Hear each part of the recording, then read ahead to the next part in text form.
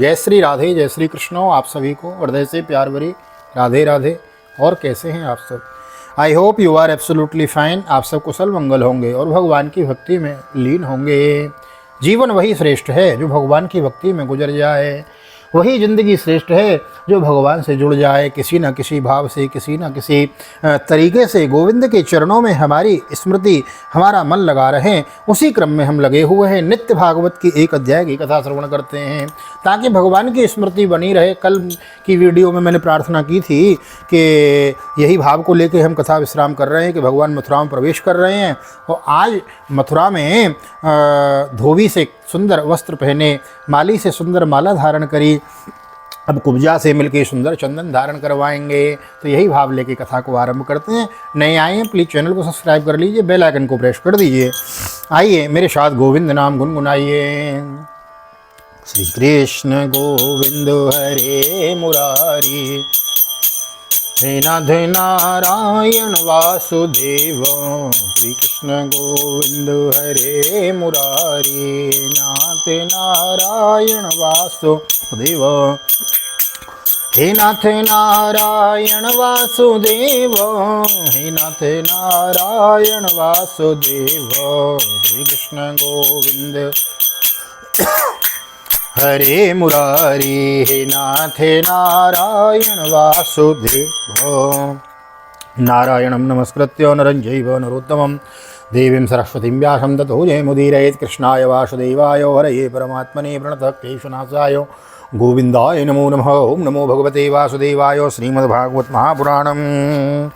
ओम अथ द्विचत्वारिंशोत्सवः। श्रीशुक उवाच। अथ व्रजनराजपथेन माधव श्रियं गृहीताङ्गविलेपवाजनं विलोक्य कुब्जां युवतीं वराननां पप्रक्षयान्तीं प्रहसन् रसप्रद। का त्वं वरोर्वेतदयानुलेपनं कस्याङ्गने वा कथयस्य साधुना देहावयोरङ्गविलेपमुत्तमं श्रेयस्ततस्तेन चिरात् भविष्यति। श्री सुखदेव जी कहते हैं, परीक्षित इसके बाद भगवान श्री कृष्ण जब अपनी मंडली के साथ राजमार्ग से आगे बढ़े तब उन्होंने एक युवती स्त्री को देखा। उसका मुंह तो सुंदर था परंतु वह शरीर से कुबड़ी थी, इसी से उसका नाम पड़ गया था कुब्जा। वह अपने हाथ में चंदन का पात्र ले हुए जा रही थी। भगवान श्री कृष्ण प्रेम रस का दान करने वाले हैं। उन्होंने कुब्जा पर कृपा करने के लिए हंसते हुए उससे पूछा, सुंदरी तुम कौन हो? यह चंदन किसके लिए ले जा रही हो? कल्याणी हमें सब बात सच बतला दो। यह उत्तम चंदन, यह अंगराग हमें भी दो, इस दान से शीघ्र ही तुम्हारा परम कल्याण होगा। शैरंद्रियोवाचो दास्यास्म हम सुंदर कंस सम्मता त्रिविक्रमानायनुलेप कर्मणि मदभावितं भोजपतेरति प्रियं विना युवां कोन्यतमस्तदर्हति रूपपेशल माधुर्यो हसतालापवीक्षते दर्शितात्मा ततो माद्रामभयोरनुलेपनम्। उद्वोटन आदि लगाने वाली शैरंद्री कुब्जा ने कहा, ओम परम सुंदर, मैं कंस की प्रिय दासी हूँ। महाराज मुझे बहुत मानते हैं। मेरा नाम त्रिवक्रा कुब्जा है। मैं उनके यहाँ चंदन अंगराग लगाने का काम करती हूँ।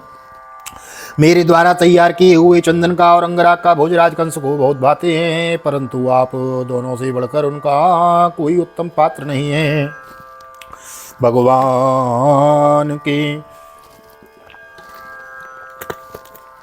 सौंदर्यों, सुकुमारता, रसिकता, मंदहासियों, प्रेमलाप और चारु चितवन से कुब्जा का मन हाथ से निकल गया। उसने भगवान पर अपना हृदय न्यौछावर कर दिया और दोनों भाइयों को वह सुंदर गाढ़ा गाढ़ा अंगराग लगा दिया। ततस्तावंगरागेण स्ववर्णेतरशोभिना सम्प्रातप्त वरभागेन सुशुभे सुशुभातेनुरञ्जितो प्रसन्नो भगवान् कुब्जां त्रिवक्रां रुचिराननां रजवीं कर्तुं मनश्चक्रे दर्शयन दर्शने फलं पद्भ्यामाक्रम्य प्रपदे द्वयङ्गुल्युत्तमपाणिना प्रगृह्य चुपकेध्यात्मामुदनीनमदच्युत सा तदर्जुनमानाङ्गीं बृहक्षणोडिर्पयोधर मुकुन्दस्पर्शनात् सद्यो बभूव प्रमदोत्तमा ततो रूपगुणोदार्यो सम्पन्ना प्राह केशवम् उत्तरीयान्तमा कृष्ण समयंती जात यक्षयो। तब भगवान श्री कृष्ण ने अपने सांवले शरीर पर पीले रंग का और बलराम जी ने अपने गोरे शरीर पर लाल रंग का अंगराग लगाया तथा नाभि के ऊपर से भाग में अनुरंजित होकर वे अत्यंत सुशोभित हुए। भगवान श्री कृष्ण उस कुब्जा पर बहुत प्रसन्न हुए। उन्होंने अपने दर्शन का प्रत्यक्ष फल दिखलाने के लिए 3 जगह से टेढ़ी किंतु सुंदर मुख वाली कुब्जा को सीधी करने का विचार किया। भगवान ने अपने चरणों से कुब्जा के पैर के दोनों पंजे दबा दिए और हाथ ऊंचा करके 2 उंगलियां उसकी टोड़ी से लगाईं और उसके शरीर का तनिक उचका दिया। उचकते ही उसके सारे अंग सीधे और समान हो गए। प्रेम और मुक्ति के दाता भगवान के स्पर्श से वह तत्काल विशाल नितंब तथा पीन पयोधरों से युक्त एक उत्तम युक्ति बन गई। उसी क्षण कुब्जा रूप गुण और उदारता से संपन्न हो गई। उसके मन में भगवान के मिलने की कामना जाग उठी। उसने उनके दुपट्टे का छोर पकड़कर मुस्कुराते हुए कहा, एहि वीर गृहं यामं नत्वां त्यक्तो मे उत्सहे तयोन्मथितचित्ताया प्रसीदं पुरुषर्षभ। एवं स्त्रिया याच्यमाना कृष्णो रामस्य पश्यत मुखं वीक्षानुगानां च प्रहंसानुवाच, इष्यामि ते गृहं शुभ्रूपं सामाविदकर्षणं साधितार्थोऽनुगृह्याणां न पन्थानां तुं परायणं विसृज्य माध्यवाण्यन्तं व्रजनमार्गे मणिक्पते नानोपायनताम्बूल सृग्गन्धे साग्रजोर्चित तद्दर्शनस्मरोक्षोभां दात्मानं नाविदं स्त्रिय विस्त्रस्त्रवास कवरवलयाखिलेख्यमूर्तय ततः पौरान् प्रक्षमानो धनुषस्थानमच्युत तस्मिन् प्रविष्टो ददर्शे धनुरेन्द्रमिवाद्भुतं पुररसैरभौविरुगुप्त मर्चितं परमर्दिवत वर्णवार्यमाणो नृभिः कृष्ण प्रसह्य धनुराधते वीर शिरोमणि आइए घर चले। अब मैं आपको यहाँ नीचे नहीं छोड़ सकते क्योंकि आपने मेरे चित्त को मत डाला है। पुरुषोत्तम उस दासी पर प्रसन्न हुई। तब बलराम जी के सामने ही कुब्जा ने इस प्रकार प्रार्थना की। तब भगवान श्री कृष्ण ने अपने साथी ग्वाल बालों के मुंह की ओर देखकर हंसते हुए उनसे कहा, सुंदरी तुम्हारा घर संसारी लोगों के लिए अपनी मानसिक व्याधि मिटाने की साधना है। मैं अपना कार्य पूरा करके अवश्य तुम्हारे यहाँ आऊँगा। हमारे जैसे बेघर के बटुइयों को तुम्हारा ही तो आसरा है। इस प्रकार मीठी मीठी बातें करके भगवान श्री कृष्ण ने उन्हें विदा कर दिया। जब वे व्यापारियों के बाजार में पहुंचे तब उन व्यापारियों ने उनका तथा बलराम जी का पान फूलों के हार चंदन तथा तरह तरह की भेंट उपहारों से पूजन किया। उनके दर्शन मात्र से स्त्रियों के हृदय में प्रेम का आवेग मिलन की आकांक्षा जग उठती थी। यहाँ तक कि उन्हें अपने शरीर की भी शुद्ध न रहती। उनके वस्त्र जूड़े और कंगन ढीले पड़ जाते थे तथा वे चित्रलिखित मूर्तियों के समान ज्यों की त्यों खड़ी रह जाती थी। इसके बाद भगवान श्री कृष्ण पुरवासियों से धनुष यज्ञ का स्थान पूछते हुए रंगशाला में पहुँचते और वहाँ उन्होंने इंद्र धनुष के समान एक अद्भुत धनुष देखा।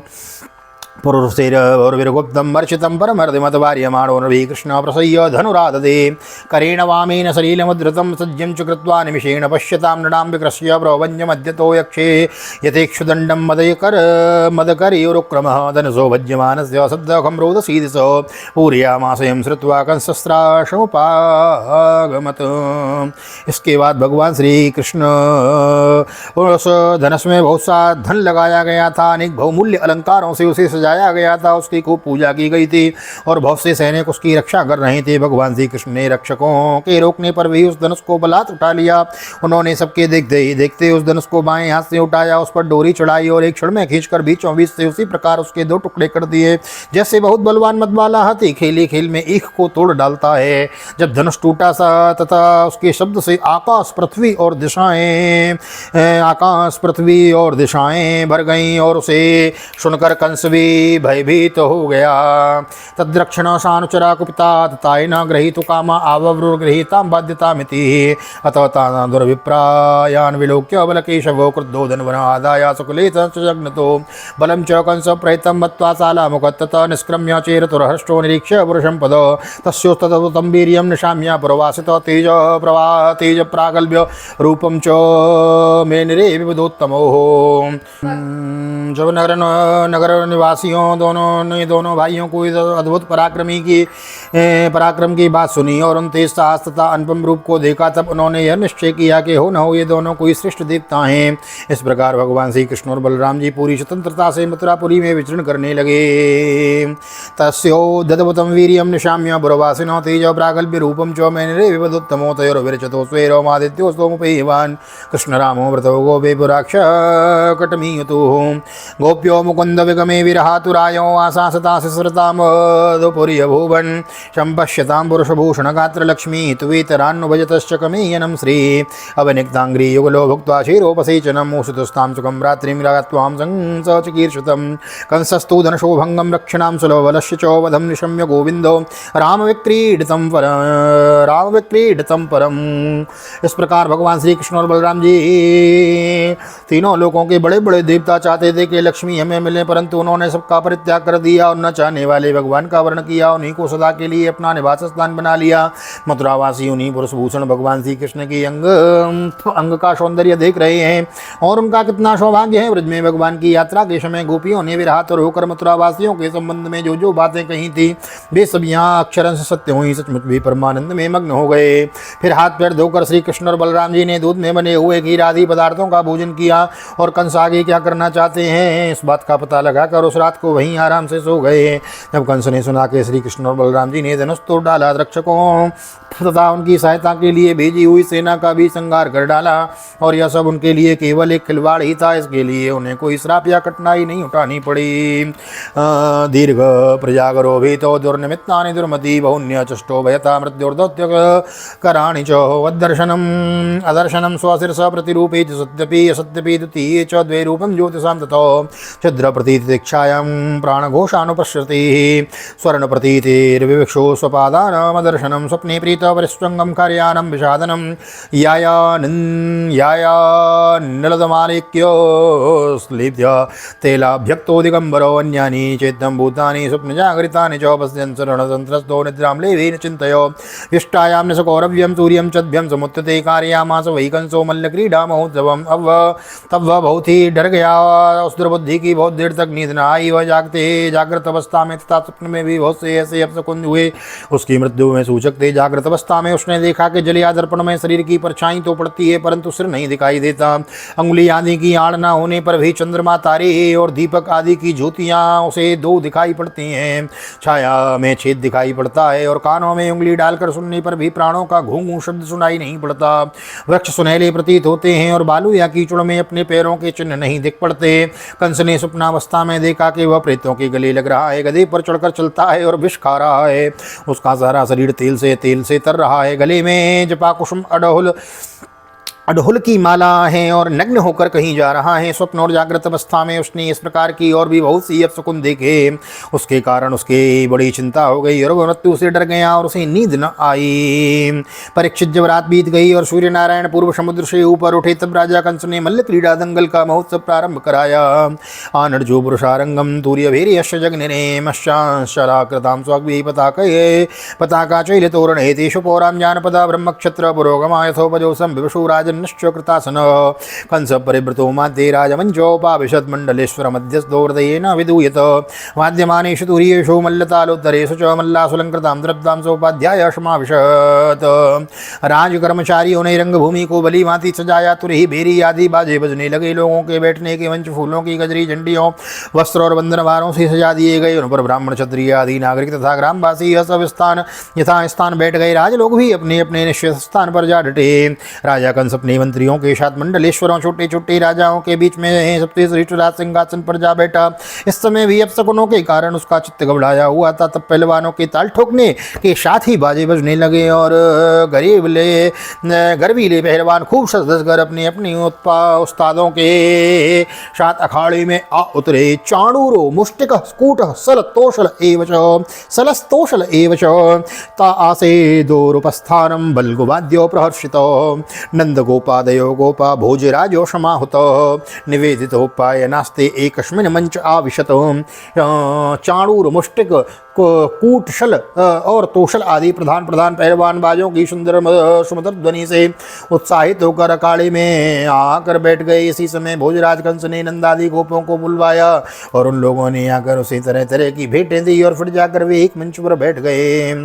श्रीमद्भागवते महापुराणे पारमहंस्यां संहितायां दशमस्कन्धे पूर्वार्धे मल्ल रंगोपवर्णम नाम अच्युतद्विचत्वारिंशोत्सव श्री बालकृष्ण चरणार्पणमस्तु। कृष्णाय वासुदेवाय हरये परमात्मने प्रणतक्लेशनाशाय गोविंदाय नमो नमः। हरे कृष्ण कृष्ण कृष्ण हरे हरे, हरे राम राम राम हरे हरे, राधे कृष्ण कृष्ण कृष्ण राधे राधे, राधे श्याम श्याम राधे राधे। बोल राधा गोविंद भगवान की जय।